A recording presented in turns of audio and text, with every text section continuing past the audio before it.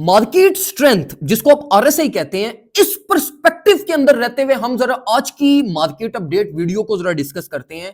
Bitcoin के $98,000 के level के बारे में डिस्कशन करेंगे, रेंज लो के बारे में डिस्कशन करेंगे, और जो इस टाइम पे ऑल्ट्स रिकवरी प्रोड्यूस कर रहे हैं, ये कितनी एक लिजिड रिकवरी और ये प्राइस को कहां तक लेकर जा सकती है, ये सारी चीजें हम आज की वीडियो के अंदर कवर अप करेंगे।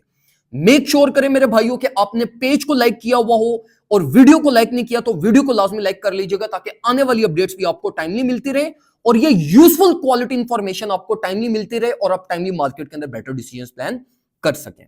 अच्छा, सबसे पहले मैं आपको जरा ना मार्केट की स्ट्रेंथ के बारे में गाइड करता हूं, जिसको आप आरएसआई कहते हैं। आरएसआई बहुत सारे ट्रेडर्स, बहुत सारे टेक्निकल एनालिस्ट इसको यूज करते हैं, और यूजुअली जो स्ट्रेंथ को यूज किया जाता है वो दो वेज में यूज किया जाता है। एक तो ये कि जी या तो आप इसकी डाइवर्जेंसेस देख लेते हो, या तो आप इसकी आरएसआई वैल्यू देख लेते हो कि वो ओवरसोल्ड है, ओवरबॉट है, किस रेंज में चल रहा है, उसके अकॉर्डिंगली आप अपना डिसीजन प्लान करते हैं। लेकिन देखो मेरे भाइयों, जब हम कोर फंक्शनैलिटीज की बात करते हैं तो कोर फंक्शनैलिटीज में ये दो चीजें तो देखनी है, इसके साथ साथ आप आरएसआई ग्रोथ को भी देखते हो विया प्राइस एक्शन, के मतलब जो प्राइस बिहेवियर हुआ है उसके अकॉर्डिंगली आरएसआई की ग्रोथ कितनी हुई है, जिसका एक बहुत मेजर इंपैक्ट पड़ता है, और बहुत सारे ट्रेडर्स इसको डाइवर्जेंसेस के साथ कोरिलेट कर लेते हैं। अब देखो मेरे भाइयों, होता यह है अक्सर औकात कि प्राइस, अब देखिए जिस तरह यहां से ये फेल हुई, आपके पास नीचे की तरफ आई, इसी के अगेंस्ट आपके पास स्ट्रेंथ भी ड्रॉप हुई। अब देखें, जब ये प्राइस ने यहां से रिकवर की है, अब प्राइस रिकवरी हुई, इसी के अगेंस्ट आरएसआई की भी रिकवरी हुई, एक बैलेंस्ड मूव है। अब यहां पे अक्सर औकात ये होता है कि डाइवर्जेंस प्रोड्यूस हो जाती है, जिसको आप कंसिडर करते हुए ट्रेड प्लान कर लेते हो। अब देखो, इसी के साथ साथ एक मोस्ट इंपॉर्टेंट चीज ये होती है कि अक्सर औकात जब आपकी प्राइस रिकवर करती है ना इन डंप्स, तो आरएसआई बहुत ज्यादा रिकवर कर जाती है। मतलब आरएसआई को जितनी जरूरत नहीं होती ना, जो प्राइस पे इंपैक्ट जिस चीज का नहीं पड़ा हुआ होता, तो स्ट्रेंथ आपकी ज्यादा रिकवर कर जाती है। जिस तरह अभी देखिए, प्राइस एक्शन आपके पास अराउंड 5% रिकवर हुआ, आरएसआई के भी पॉइंट्स अराउंड सेम रेशियो से इंक्रीज हुए, तो ये एक बैलेंस प्राइस एक्शन है। अगर यही स्ट्रेंथ आपके पास इंक्रीज करके 50 पे चली जाती, 55 पे चली जाती, तो ये एक्चुअली में बुलिश साइन नहीं है, ये आरएसआई की एक्सेसिव ग्रोथ हुई है, जो ये शो कर रहा है कि मार्केट में फ्लो ऑफ मनी सर्कुलेट कर रहा है। वो फ्लो ऑफ मनी सर्कुलेशन किस डायरेक्शन में हो सकती है, जिस डायरेक्शन में प्राइस एक्शन जा रहा है।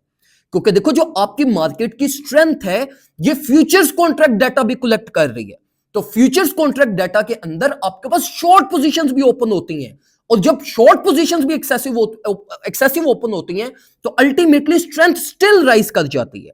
पॉइंट की समझ आ रही है?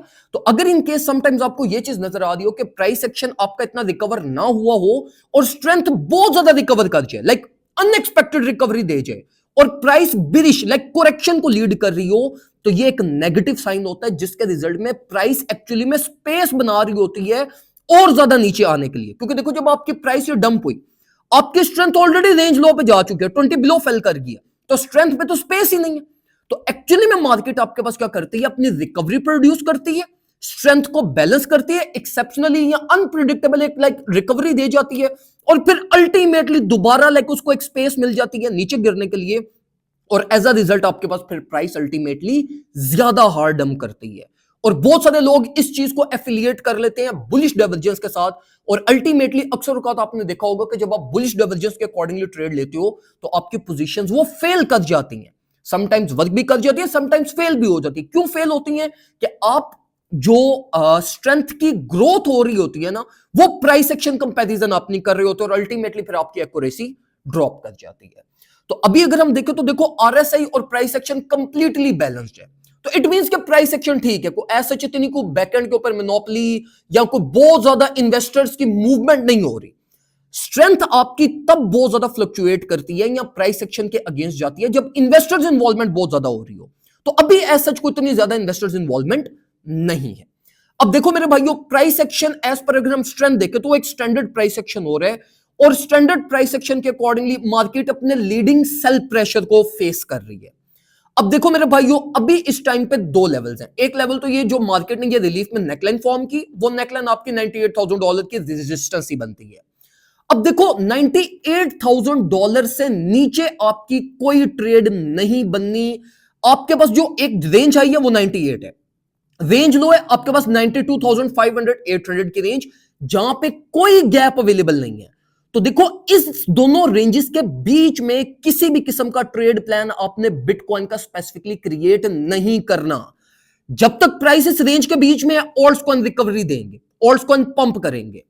अगर ये रेंज अपवर्ड ब्रेकआउट करती है ऑल्ट्स को तब भी फुल स्टॉप लग जाना है, और अगर ये रेंज डाउनवर्ड ब्रेकडाउन हुई ऑल्ट्स को तब भी फुल स्टॉप लग जाना है।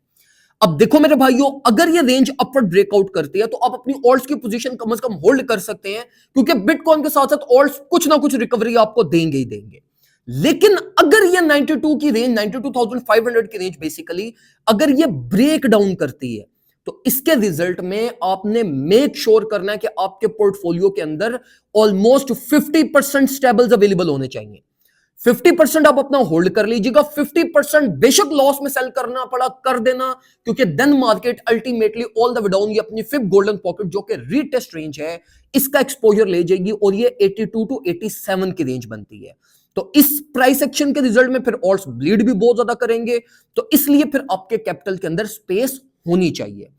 अगर ये रेंज अपवर्ड ब्रेकआउट करती है, जो कि अभी कोई ऐसा साइन नहीं है, जब तक ब्रेकआउट नहीं करती, ब्रेकआउट के बाद या तो ब्रेकआउट पे लॉन्ग पोजीशन लेंगे या रीटेस्ट के ऊपर लॉन्ग पोजीशन लेंगे। तो अनलेस अंटिल मार्केट इस रेंज से बाहर निकल के कोई एक क्लियर पिक्चर नहीं देती, तब तक मेरे भाइयों आराम से उनसे पेशेंस ही रखो। आपकी जो ऑलरेडी माइंग्स हैं बस उन्हीं को होल्ड रखो, अपने कैपिटल डाइवर्सिफिकेशन के ऊपर फोकस रखो, और वर्स्ट केस के लिए आपके पोर्टफोलियो के अंदर कैपिटल अवेलेबल होना चाहिए।